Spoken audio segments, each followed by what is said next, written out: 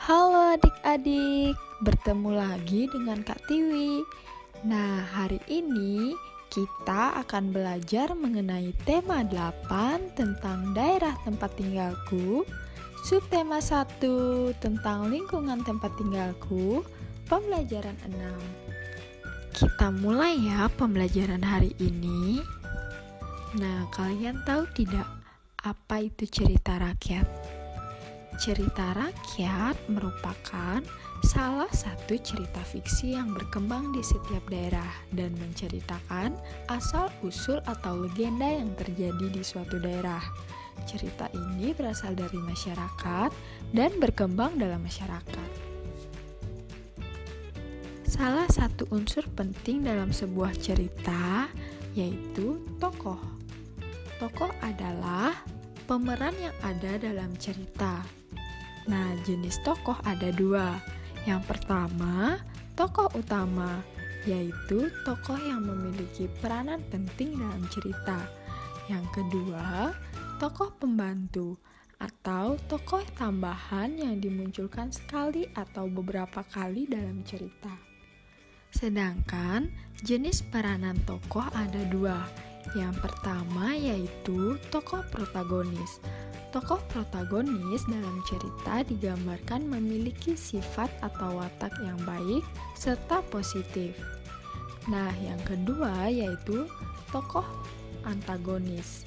Tokoh yang memiliki sifat yang buruk dan menyebabkan masalah dengan tokoh protagonis. Perbedaan utama dari kedua tokoh ini adalah pada sifat yang dimiliki keduanya. Berikut adalah salah satu contoh cerita rakyat yang berjudul Si Pitung.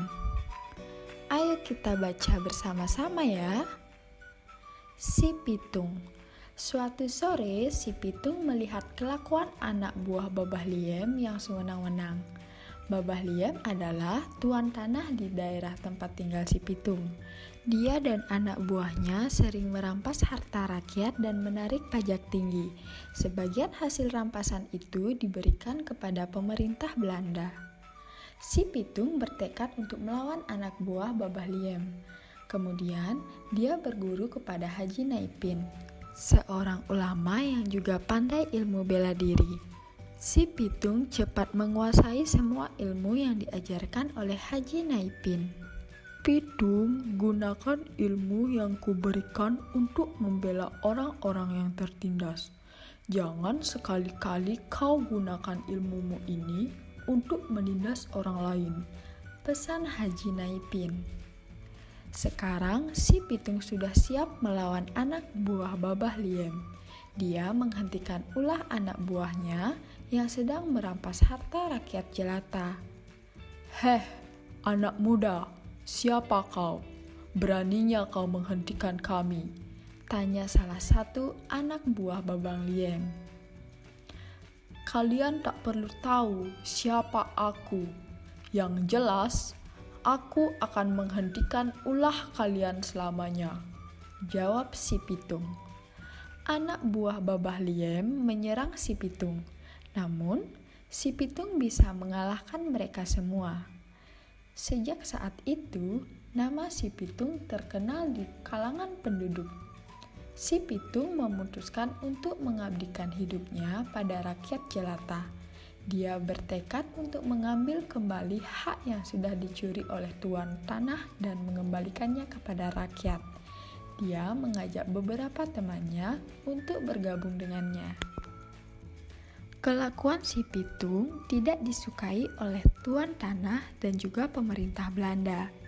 Mereka mengeluarkan perintah untuk menangkap si Pitung. Namun, si Pitung sangat cerdik. Dia selalu berpindah tempat sehingga pemerintah Belanda dan juga tuan tanah tidak bisa menangkapnya. Karena kesal, pemerintah Belanda menggunakan cara licik. Mereka menangkap Pak Piyun, ayah si Pitung, dan Haji Naipin. Salah satu pejabat pemerintah Belanda yang bernama Scott Heine mengumumkan bahwa jika si Pitung tak menyerah, Pak Piyun dan Haji Naipin akan dihukum. Si Pitung mendengar berita tentang penangkapan ayah dan gurunya itu. Kemudian, Dia menghadap Scott Heine dan menyerahkan diri. Dia tak mau ayah dan gurunya menderita. Pitung, kau telah meresahkan banyak orang dengan kelakuanmu itu. Untuk itu, kau harus dihukum tembak, kata Scott Heine. Kau tidak keliru. Bukannya kau dan Tuan Tanah itu yang meresahkan orang banyak? Aku tidak takut dengan ancamanmu, jawab si Pitung. Scott Heine benar-benar melaksanakan ancamannya. Si Pitung dihukum tembak. Hidup si Pitung berakhir di ujung peluru. Namun, kisah kepahlawanannya tetap dikenang. Si Pitung, si pahlawan rakyat jelata. Nah, itu adalah salah satu contoh cerita rakyat yang berkembang di dalam masyarakat. Selain cerita rakyat, terdapat juga lagu daerah. Ayo kita nyanyi bersama-sama lagu daerah dari Jakarta yang berjudul Kicir-Kicir.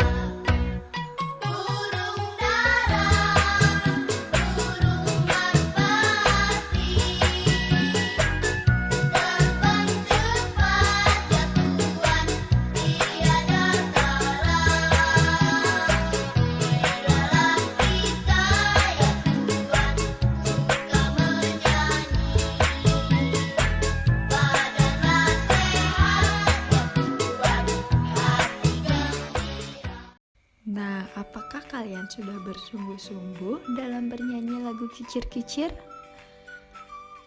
Bagus sekali jika kalian sudah bersungguh-sungguh. Dalam lagu Kicir-Kicir terdapat suatu tempo. Tempo adalah ukuran kecepatan musik dalam birama atau cepat lambatnya sebuah lagu dinyanyikan. Selain tempo, ada juga yang namanya birama. Apa sih birama itu? Birama adalah bagian atau segmen dari suatu baris melodi yang menunjukkan beberapa ketukan dalam bagian tersebut. Misalnya, birama 3/4 menunjukkan nada-nada pada setiap ruas birama seharga 3 ketukan, setiap ketukannya senilai 1/4. Nah, sekian dulu ya pembelajaran hari ini. Kak Tiwi berharap kalian senang dalam belajar dan pembelajaran hari ini dapat bermanfaat.